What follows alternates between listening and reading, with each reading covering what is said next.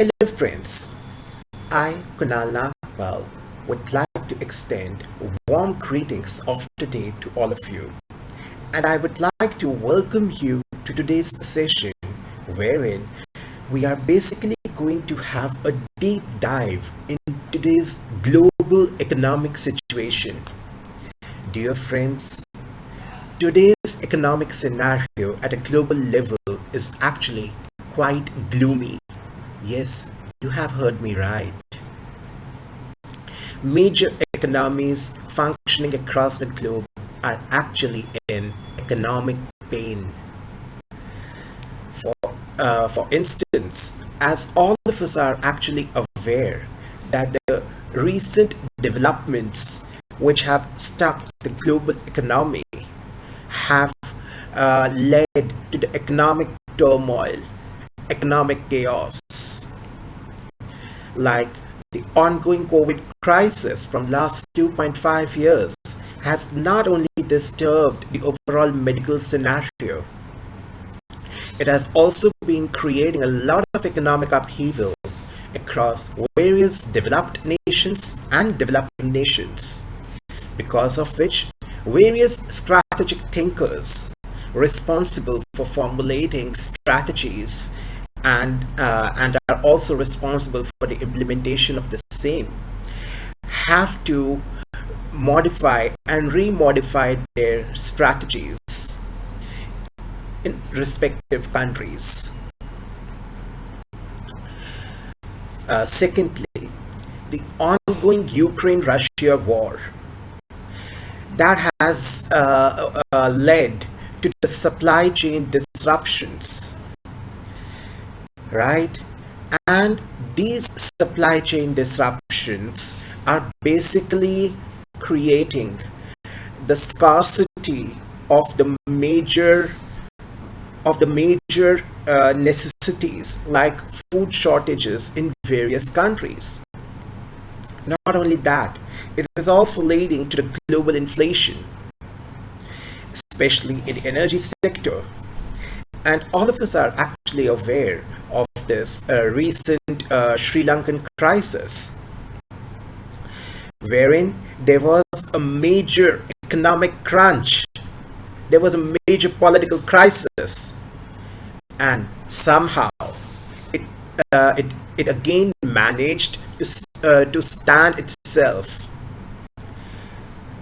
But I think the times in near future would actually get more sensitive. The things which we have been observing from quite a number of months, especially since the commencement of this war, that is 24th February 2022, the times which we have been observing till now, these were tough.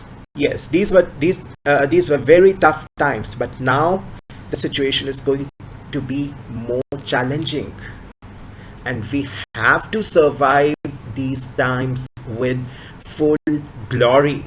Yes, we have to survive them with full glory. Why I am saying this is because as the global economic indicators are actually signifying our country, India, though it is the developing economy, but still it is outperforming its various peers. For instance, these economic uncertainties have led to global inflation.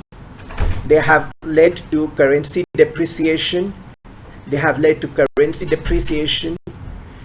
They have been disturbing the economic figures. Yes, it's true. And this is happening in majorly all the emerging markets across majorly all the developing economies, and also some of the developed economies, and also some of the developed economies also we are seeing this scenario. But the pace at which India is recovering this particular crisis, this particular turmoil, or this particular period of uncertainty is actually being appreciated by major economies across the world. The policies being formulated by our responsible leaders are actually being appreciated, and we are being applauded by our extraordinary strategic thinking. So, in order to maintain this in order to maintain this particular pace, this particular momentum, we have to keep working hard with the same perseverance, or with some increased amount of dedication now, because the times ahead, as I have stated, are actually going to be more challenging, more sensitive, right? So, as I was saying, that these crises have led to global inflation, which have disturbed the major sectors like food industry, fuel industry, and energy sector specifically, right? This has also led to the food shortages because of the supply chain disruptions. Then the third particular global uncertainty is the slowdown happening in China. As all of us know, that China has been the major manufacturing hub for various countries across the globe. Now, because of the recent developments, recent uncertain global developments, many countries are actually removing their setup, or thinking to remove their setup from China, right? And now, what options would they see? They are considering either Vietnam or India, and the current picture says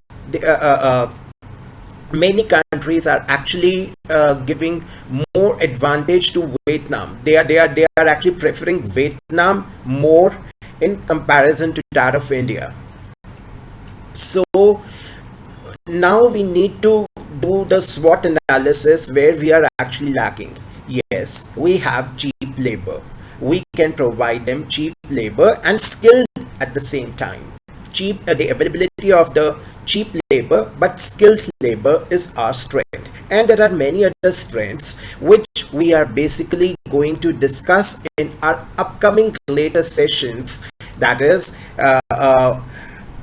the core areas of strength on which we need to capitalize more, so that we attract more and more FDIs, and we become the manufacturing hub for the entire globe, for various countries across the globe.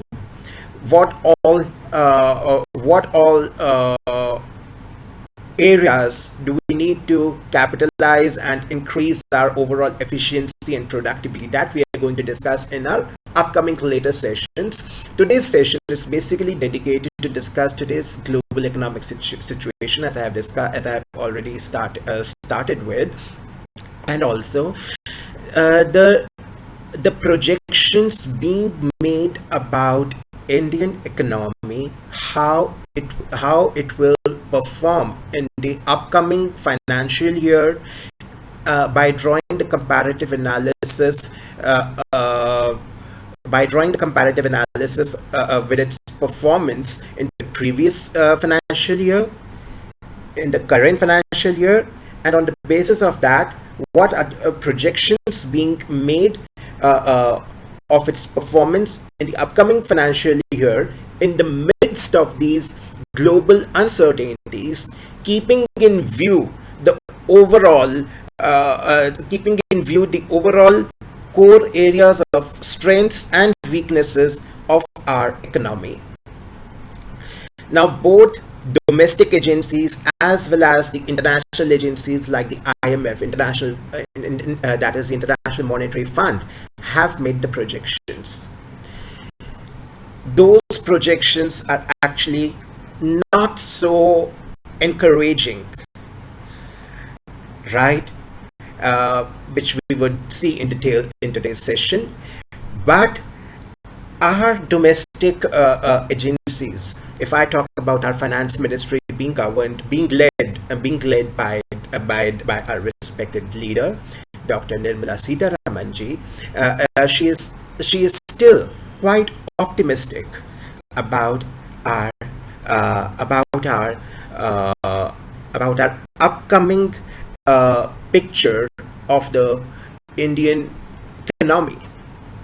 So let's go through their analysis and their interpretations in this particular aspect. So here it goes.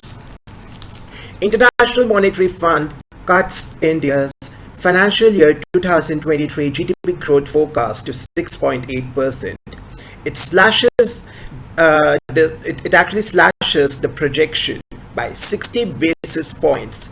It says the worst is yet to come forward. Yes, I stated that these projections are not so encouraging. Let's have a look.